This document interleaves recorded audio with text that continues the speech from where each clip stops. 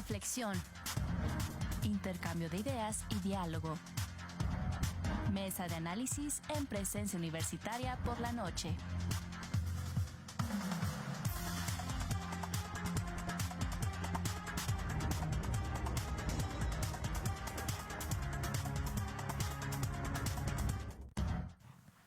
¿Qué tal? Bienvenidas, bienvenidos, bienvenides a esta mesa de análisis en donde tengo el gusto de saludar a Manuel Edmundo Ramos Gutiérrez, presidente de SOS Discriminación Internacional Querétaro. También tengo el gusto de saludar a Walter López, él es vocero del Frente Queretano por el Derecho a la No Discriminación y el Estado Laico. También tenemos en el estudio a Ilsa Aguilar, ella es activista por los derechos trans en el estado, y también el gusto en saludar a Benjamín Delgado, quien es comité de organización de la Marcha del Orgullo y Dignidad LGBTIQ+. Y bueno, en esta noche, en este día tan importante, me gustaría abordar diversos temas de importancia e interés hacia la sociedad. Principalmente iniciar con un tema, un caso que azotó, por supuesto, a la comunidad, a aliados, aliadas, aliades, y quisiera comenzar preguntando, por supuesto, por el caso de el magistrade Jesús Ociel Baena, quien fue hallado sin vida en su domicilio en Aguascalientes. Y bueno, preguntar en primer momento qué se sabe hasta el día de hoy acerca de este caso por parte oficial de las autoridades, y también preguntar si esto es considerado como un caso de crimen de odio por parte de la comunidad. Alma, sí, mira, la situación está que la Fiscalía hizo una investigación que está cuestionada por gran parte de la sociedad mexicana. El grito el mismo día en la noche en la Ciudad de México y en 52 ciudades fue crimen pasional, mentira nacional, porque pues todavía no estaban velando los cuerpos cuando ya tenían como la solución al caso, ¿no? Recordemos que en Querétaro en el 2005 asesinaron también a un activista LGBTI, Octavio Acuña, y también fue la misma historia. O sea, primera discurso, hipótesis es un crimen pasional, y la culpable era la pareja, su pareja de Octavio, cosa que después finalmente de tantos años nunca llegaron a esclarecer el crimen, que fue nuestro crimen de odio aquí en el estado. Entonces, bueno, la calle, ese mismo día del crimen, en la noche, 52 ciudades en México, más la ciudad de Dallas, salimos a manifestarnos con un grito nacional que decía crimen pasional, mentira nacional. O sea, no les creemos, porque en caso de mujeres asesinadas, de muchas personas en este país, las fiscalías tratan rápidamente de atajar los temas sin hacer una investigación con perspectiva de género o de diversidad sexual, que es lo que se pidió desde el principio, donde los contextos de odio allí, que en el caso de Le Magistral eran muy claros, todo el mundo lo vimos. Hubo un crimen en julio de un activista de Guerrero en un curso que Le Magistrade dio en Aguascalientes, y exigimos una investigación muchísimo más profesional a profundidad, y por eso el grito de la comunidad LGBT y parte de la sociedad mexicana es que la Fiscalía General de la República traiga el caso para que sea una investigación profunda y vayamos a las últimas consecuencias. Y por otro lado, la diputada Salma Luébano, con activismos de todo el país, se ingresó ya la ley Ociel, así se llama, en honor al magistrade, para prohibir y penalizar los crímenes de odio en todo el país. Eso está en la Cámara de Diputados. Y le pedimos al diputado queretano Felipe Felifer Macías que dictamine esa iniciativa a la brevedad para que pueda pasar al Pleno y podamos, como respuesta social, no solamente de la comunidad LGBTIQ+, sino de la sociedad queretana y mexicana, poner ese límite necesario a los discursos de odio, que son la antesala a los crímenes de odio. Si nos pudieran compartir, ¿cómo definimos un crimen de odio y cuáles serían sus características? Bueno, aquí yo creo que es importante mencionar que es con la hazaña y extrema violencia con la que se cometen, y que también tiene una finalidad de que la persona, antes de que muera, viva como una tortura. un sufrimiento extremo, ¿no? Por eso es con saña, y el mensaje que se manda a las poblaciones a las que pertenecen las personas que son asesinadas en estos contextos de crímenes de odio. Y en ese sentido también hay que comentar que en Querétaro nosotros y nosotras y nosotres en el 2017, en la 57 legislatura, logramos tener ya una reforma en el Código Penal donde hay un agravante de 15 a 50 años de cárcel a las personas que por orientación que violenten a las personas o por homofobia o bifobia, transfobia, violenten a las personas o las asesinen. O sea, en Querétaro tenemos ya ese avance, pero falta el tema de los discursos de odio. Ese es un pendiente que tenemos aquí porque precisamente, como decía Walter, el discurso de odio es previo a que te maten, ¿no? Al magistrade pues le llovieron esos discursos a nivel personal en su WhatsApp, en Facebook lo podemos ver, y todavía después de muerto siguen los discursos de odio, ¿no? Y que se lo merecía y que quién sabe qué, ¿no? Entonces, el prejuicio es muy grande, es como pues tema de patriarcado, machismo, todo lo que está fuera de lo que se manda desde ahí culturalmente, pues tiene una consecuencia que muchas veces es la muerte, como en este caso. Entonces, los discursos de odio atentan contra la vida, contra la dignidad humana, y por eso deben de legislarse en este sentido en Querétaro y en todo el país, y la ley OSIEL tiene que ver con eso también, con que los discursos de odio tengan un límite, a la par del trabajo que tenemos que hacer con la sociedad, de la sensibilización que seguimos haciendo en colaboración las organizaciones de la sociedad civil con las instituciones educativas, gubernamentales, porque dicen es que no todo debe ser que sancionarse. Sí tiene que haber un límite, porque si no hay como un límite, pues sigue pasando, ¿no? Aquí eso es importante, el límite legal. Y también debe de haber una cultura de la no violencia, de la no discriminación. Y en ese sentido también ya la comunidad LGBT estamos trabajando en nuestras propias violencias, ¿no? Que ahorita al ratito platicamos de eso. Claro, aquí me llama mucho la atención lo que menciona, y es que precisamente en redes sociales circularon tantos mensajes póstumos hacia el magistrade, y incluyendo pues valga la redundancia, lenguaje inclusivo que fue tan criticado por incluso la misma comunidad, ¿no? Aquí quisiera hacer llegar en primer momento al auditorio, ¿cuál es la importancia de ser parte de nuestro día a día este lenguaje inclusivo? Yo quiero platicarles que estoy sorprendido de la respuesta que se tuvo a nivel nacional a partir de la noticia del asesinato de Ociel. Y no es de gratis esta reacción nacional. Finalmente hemos vivido violencia estructural, social, histórica. Y estas violencias se van fomentando desde ámbitos privados y permean a los ámbitos sociales. El asesinato de Ociel creemos que no fue un crimen pasional, primero porque siempre nos han vendido esa historia del crimen pasional, desde cómo se trata la información con los periódicos amarillistas, siempre nos tildan y siempre nos estereotipan hacia el crimen pasional, la autoridad se lava las manos y pues nos dejan también en estado de indefensión en cuanto a la justicia. Y también van sembrando este discurso velado, hegemónico, machista, que va permeando toda la sociedad y que, sí, pero es que ya la Fiscalía de Aguascalientes dijo que lo mató su pareja, ¿no? Cuando había otras líneas de investigación que tendrían que haberse atendido. Puntualmente el odio social que recibía por redes sociales. Pero además el magistrade tenía ya un activismo para fomentar, impulsar las candidaturas afirmativas.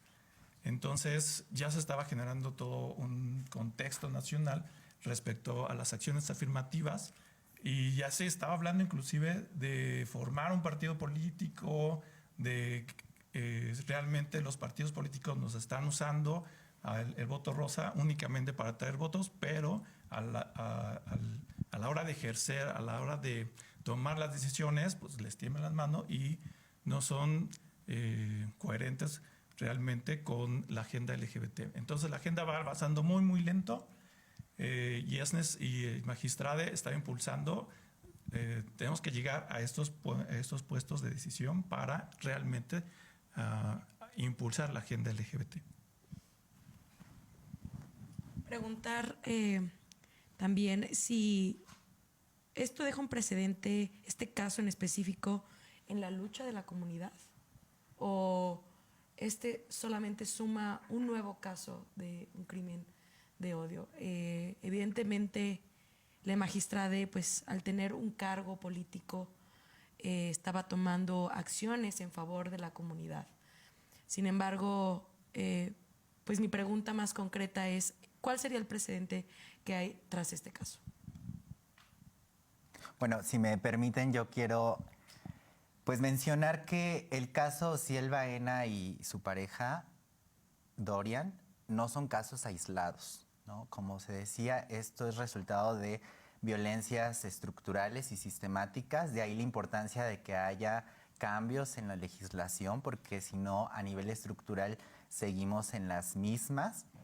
Y no son casos aislados porque organizaciones como Letra S han documentado casos, pero también organizaciones como Transgender Europa, que, bueno, desde el Observatorio de Transrespeto versus Transfobia, que es una base de datos que como parte de Queretrans hemos utilizado para rememorar, para hacer memoria.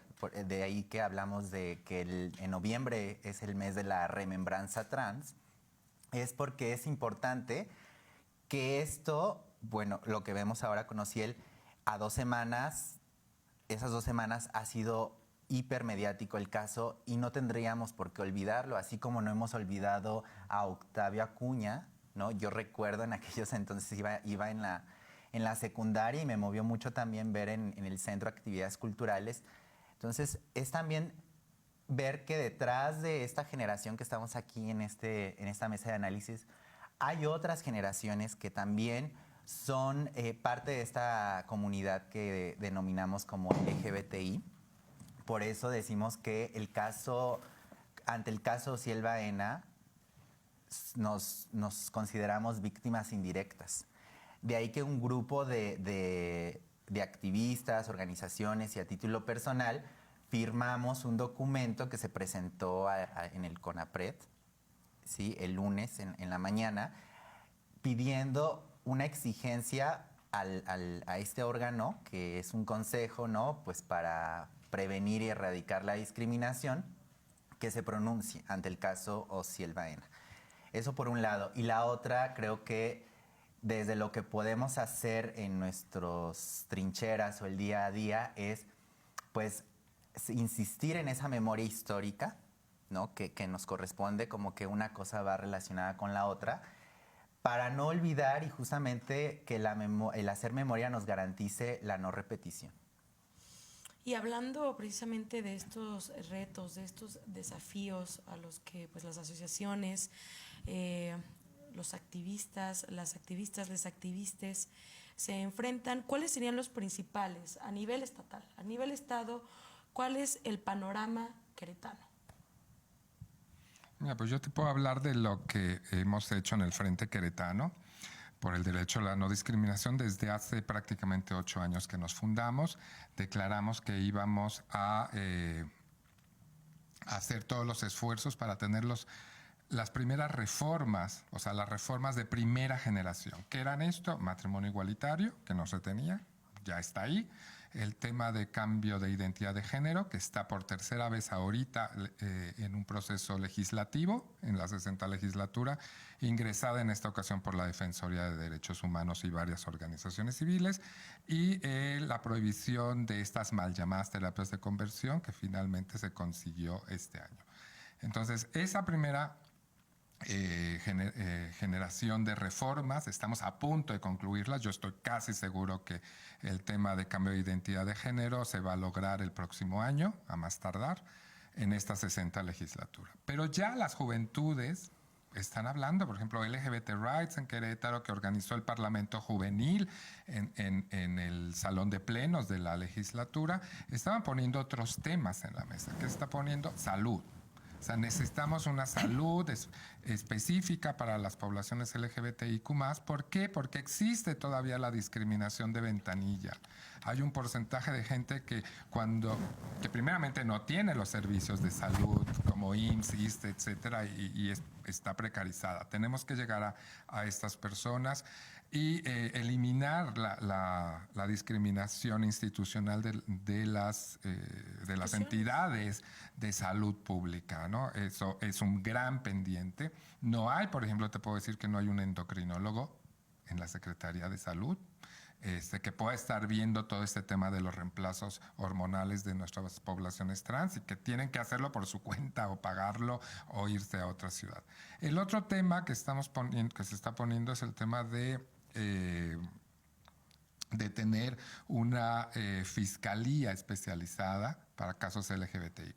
Estos odios que vimos en el caso de la magistrada están también en la sociedad queretana y ya hemos tenido varios casos de acosos, de odios en los condominios, etcétera, que han llegado a las fiscalías y no hemos tenido una respuesta realmente expedita y rápida, etcétera. Entonces son estos temas, aparte de otros que las juventudes, y que me imagino mis compañeras y compañeros de aquí van a decir, sí estamos a punto de terminar en resumen esta primer generación de reformas y vienen muchísimas más. Claro. Quisiera preguntarte, Ilsa, ¿cuáles son las luchas específicas, y me imagino que ha de haber un montón, a las que las personas trans comparación con otras identidades de género se enfrentan? Bueno, creo que hay desafíos, sí, muy particulares en torno a las identidades trans. Y por identidades trans, pues estoy hablando incluso de identidades no binarias, ¿no? Pero reconocer que pueden ser desafíos que se parezcan y que ahí tendríamos que regresar de dónde venimos, ¿no? O sea, el tema de la familia. Entonces, si venimos de familias no profesionistas y estás intentando profesionalizarte, pues el desafío ahí es que vienes de una familia que le cuesta trabajo entender lo que se hace dentro de las profesiones o la academia. Pero también puedo pensar esos desafíos cuando son personas que vienen llegando a la ciudad de Querétaro también, ¿no? Entonces, que de repente sentirse como no se sienten parte, pues porque falta que estas actividades culturales que vemos en el centro o más centralizadas, pues lleguen a lugares como son las delegaciones, ¿no? Yo siempre me quejo de que enfrente de mi casa hay una cancha de fútbol, pero yo no juego el fútbol, ¿no? Entonces sí hay esa necesidad de que esas actividades culturales desde la diversidad, como vemos en los museos, porque hay una diversidad de museos aquí en la ciudad, se extiendan a esos lugares.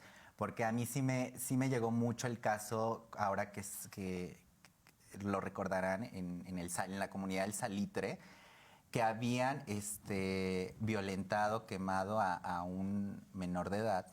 Sus compañeros. Sus compañeros. Entonces, vivencias. Yo también en mi infancia llegué a vivir lo que hoy conocemos como bullying, ¿no? Uh-huh. No a ese nivel, pero también porque creo que terminas haciendo uso de otras estrategias que a veces te ayuda el passing. Yo pues sí tengo passing por el color de piel, no sé, pero hay otras experiencias que no son iguales y tendríamos que fijarnos y preguntarnos por qué están pasando. Y también Querétaro está creciendo bastante, que empezamos a ver cosas que antes no se veían. La gente se pelea en medio del tráfico, ¿no? O sea, eso no se veía antes.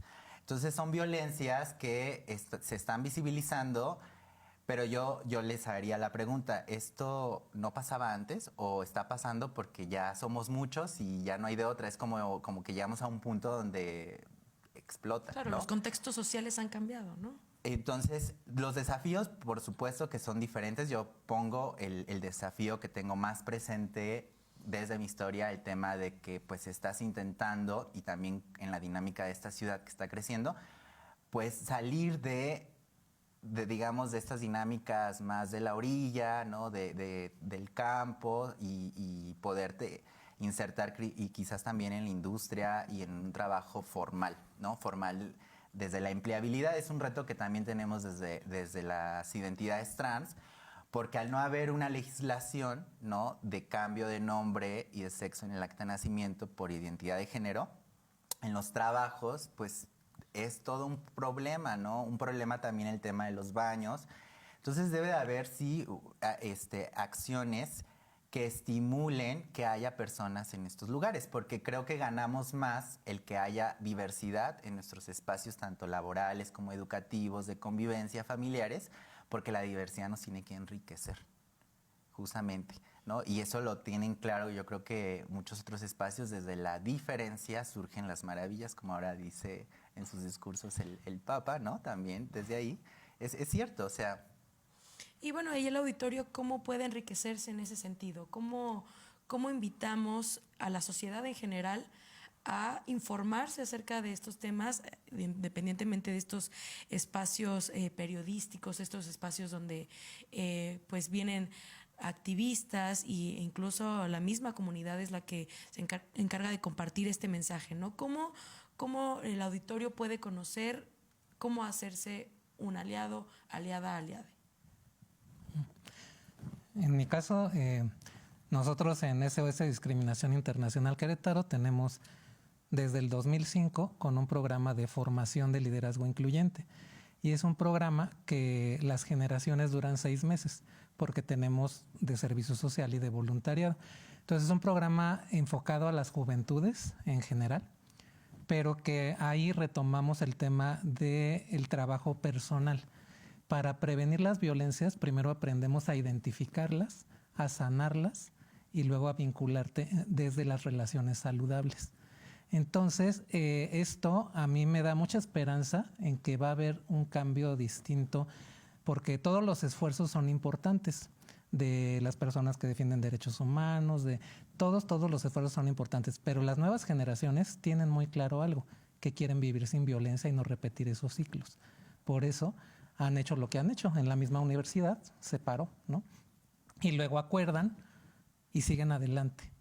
Ajá. Entonces no es, tenemos que romper con el ciclo de me hizo, me desquito o luego yo se la cobro a quien no tenía que ver, pero yo ejerzo el poder desquitándome de lo que me lastimaron y que no sané. Entonces esas violencias no son exclusivas de la comunidad LGBT, sino de todos los seres humanos. Todos y todas y todes en algún momento hemos sido afectados por las violencias. Entonces tenemos que hacernos cargo de ese dolor que no ha sido sanado para no seguir lastimando porque no hemos sanado. Porque bien dice un dicho, ¿no? Estar roto o rota no te da derecho a romper. Hay que sanar primero y eso es lo que tenemos que hacer consciente. Entonces nosotros trabajamos con ese punto. Este programa se enfoca a eso, a sanar las violencias y las juventudes. A mí me dan mucha esperanza porque cuando yo les pregunto que voy a las universidades, a las prepas, a ver, ¿quién ha visto la serie de Heartstopper? No sé si la han visto, que es una serie que la protagonizan un chico gay y un chico bisexual y tienen amigos heterosexuales, lesbianas y así, ¿no? Se relacionan. Pero ahí es una serie que habla de relaciones saludables. El chico bisexual habla con su mamá de su bisexualidad, los chicos heterosexuales, pareja, bueno, primero son amigos y les da miedo ser novios porque piensan que va a cambiar su relación. Entonces, entre todos y todas se van ayudando y todes. Y cuando les pregunto en las escuelas por qué la ven, el 80% de jóvenes dice, pues porque los quieren, se respetan, viven sin violencia, ¿no? Se identifican. O se identifican, o yo quiero vivir algo así de bonito, ¿no? Que yo creo que también los que somos más grandes hubiéramos querido vivir y que todavía lo podemos vivir en nuestra etapa, ¿no? Pero el tema es tener estas herramientas para construir nuevas relaciones. Entonces, la población LGBT, a mí me gustó mucho una de las remembranzas que hizo Queretrans, más que todas, porque me llegó más al corazón, que fue del año pasado, que vinieron de todo el país, que aquí Ilsa con todo el equipo trabajó, y ellas hablaban de esto, ¿no? De que tenemos que aprender a vincularnos desde el amor, desde la no violencia, y eso empieza por sanar tus heridas. Entonces me dio mucho gusto porque precisamente las poblaciones de la diversidad estamos trabajando con esas violencias en nuestro interior para no estar haciendo, o sea, para darnos cuenta de que los perreos son violencia, como los piropos con las mujeres son violencia, no son halagos, son violencias. Entonces, si no empezamos a identificar eso que hemos normalizado culturalmente, nos seguimos lastimando. Entonces tenemos que tomar esa conciencia, y ya la población LGBT estamos trabajando en eso, pero te digo, yo con el programa trabajamos en general, ¿no? Y los jóvenes están en otro canal, y creo que ellos que viven esta diversidad de otra manera están construyendo también con estas herramientas. Sí, antes de finalizar este primer bloque, esta primera parte, preguntarles su perspectiva tras estos años de lucha, cómo ha ido evolucionando la aceptación social y los derechos hacia la comunidad, esto pues en este entorno social hoy en día, cómo pueden ustedes definir que se ha percibido este avance. Bueno, hablando acerca precisamente de la visibilización, pues podemos hablar de las marchas LGBT a nivel nacional. La más antigua es la Ciudad de México, que tiene más de 40 años, que se organizaron un grupo de personas, de activistas, y empezaron a salir y a solicitar que dejaran de detenerlos, dejaran de hostigarlos. Actualmente, en todas las ciudades, casi en todas las ciudades de la República Mexicana, se realizan estas marchas de visibilización. Pero esta es una acción que se hace a partir de la sociedad civil. No así por parte de los gobiernos o de las políticas públicas. Ahorita que estábamos hablando sobre los retos que tenemos para incluirnos, eliminar la violencia hacia las poblaciones LGBT, me di la tarea de revisar los planes estratégicos municipales y el plan estratégico estatal. Y haciendo así una pequeña scouting, una búsqueda de palabras en estos planes, el plan estatal, por ejemplo, menciona discapacidad 17 veces y LGBT 0 veces. Es así que pues los partidos, más bien los estados o los gobiernos, tienen sus poblaciones vulnerables pues cómodas que pueden hacer políticas públicas hacia estas poblaciones. Por ejemplo, cuando hablamos de personas con alguna discapacidad, pues sí participa el gobierno y porque le da puntos a la sociedad. Pero cuando hablamos de población LGBT, entonces como que lo piensan mucho y no hay unas acciones efectivas en sus planes y en sus políticas públicas. Pues bueno, estamos llegando al final de esta primera parte. Walter, si te gustaría compartir un mensaje, bueno, vamos a entrar en detalle también en el segundo bloque acerca de este proceso electoral que ya está por comenzar y que evidentemente tiene que priorizarse las necesidades, las peticiones, lo que tanto ha señalado ya la comunidad y sus representantes, pero pues algo con lo que te gustaría finalizar antes de entrar de lleno a esta segunda parte.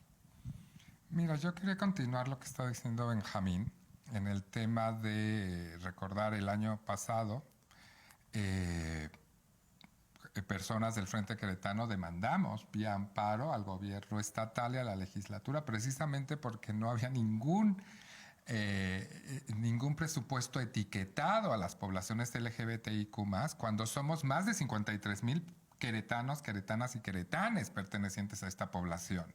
El 8,2%, cuando sí hay políticas públicas y presupuestos para niños y niñas, para mujeres, para adultos mayores, para personas con discapacidad, etcétera, ¿no? Entonces, eso está ahí, el tema del amparo. Ahora, por ejemplo, nos sentamos ya a platicar con la secretaria de Salud, con la Fiscalía del Estado, etcétera, pero hay muchos temas que están ahí sin abordarse efectivamente, como dijo Benjamín. Está el tema laboral. La comunidad trans que está trabajando en una propuesta de iniciativa para el cupo trans, que es, oye, tengamos acciones efectivas y lo que se conoce como acciones afirmativas Necesitamos realmente que los gobiernos asumen estas acciones afirmativas para poner piso parejo a todas sus poblaciones, en este caso la nuestra. Vamos a ir a una pequeña pausa y regresamos con más de esta mesa de análisis. Crítica de la sociedad actual.